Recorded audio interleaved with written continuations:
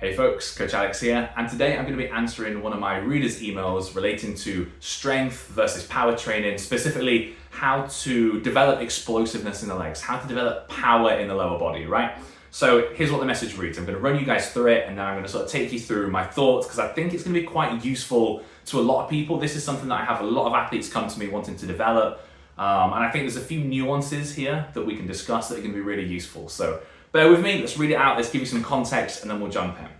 So this chap's asking, they've not specified a body weight, but they've said, hey coach, been training for around 2 years now.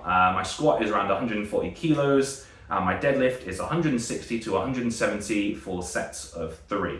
Okay, so this person's got a decent base of strength. They're not super weak. I've definitely coached people a lot stronger, but again, they seem to be, they've trained for a couple of years, they've made some decent progress, but they go on to say, but what I've really struggled with is I don't feel especially powerful or explosive when it comes to my sports. Now, they haven't mentioned their sport here, so if you're watching, if you are the person that sent this in, just let me know your sport, drop it down in the comments, send me another email. We have to assume from this that you're a sport that requires some amount of explosive movement, which is a good range of sports. So I think this is going to apply to lots of people. So I'm going to suggest what you need to do. That probably tells me that your training so far has been geared around strength type work, right? Like you've focused on bringing up your squat and your deadlift, bringing up your leg strength, which is a fantastic base. Like good power is built from a good base of strength. Strength is the maximum amount of force you can produce. Power and explosiveness is the rate at which you can produce that force. It's the speed at which you can produce it, right?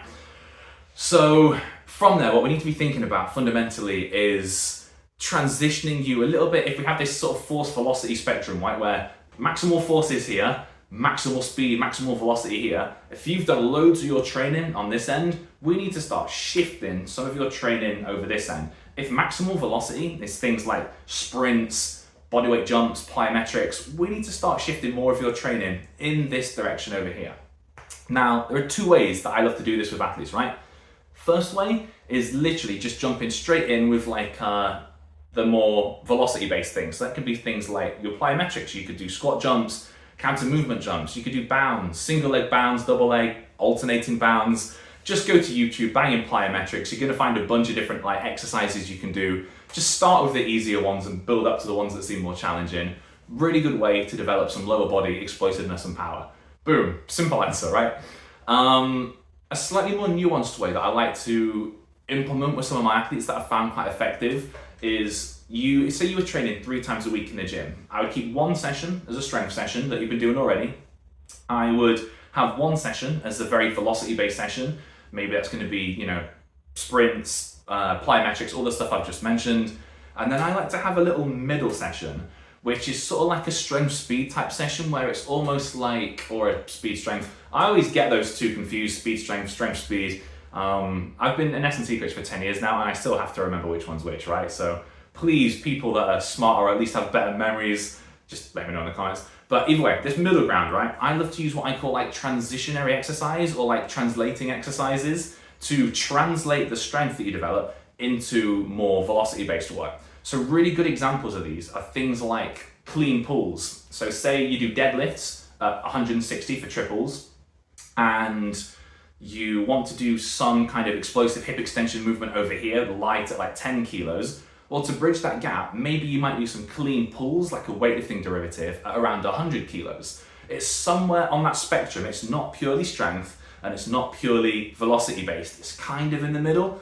I found that these kind of drills, these kind of intermediate drills or intermediary like transition drills do a phenomenal job. If you're already someone that's got a good base of strength, they really help you translate some of that strength into explosive power, into that sort of that leg-based explosive power. And you can use this for other exercises as well, but this is just an example. So if I was really trying to get an athlete as explosive as possible, that's the approach I would take. I would have those 3 different sessions: strength, transitionary work, and then velocity-based work, sprints, plyometrics. So hopefully that gives you phone's gone off now. But hopefully that gives you a fairly decent answer. I think that's basically everything that you asked.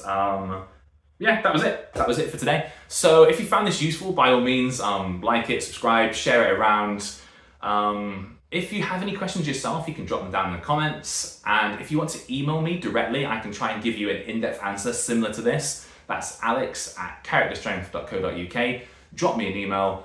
Again, I can't get back to you like immediately. So if I'm busy, like it's literally, it's nothing, I'm not being mean, I'm not ignoring you. Just give me a few days, maybe a week to get back to you. Just because between research work and teaching work and actually coaching the people that are paying me, I have to prioritize that, but I will get back to you. So if you drop me a message, don't worry about it. I will get back, I will answer.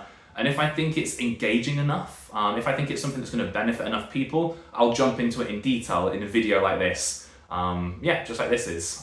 Cool, so I hope that's been useful. I'll also create a long form article to go along with this. So there'll be things like graphics, tables, specific sets, reps, exercises that you can use and draw from. So if that's something that interests you, I'll make sure that there's some kind of link down below, or go and check out my website, you'll probably find it there. All right, that's it for today, and I'll catch you in the next one. See you there.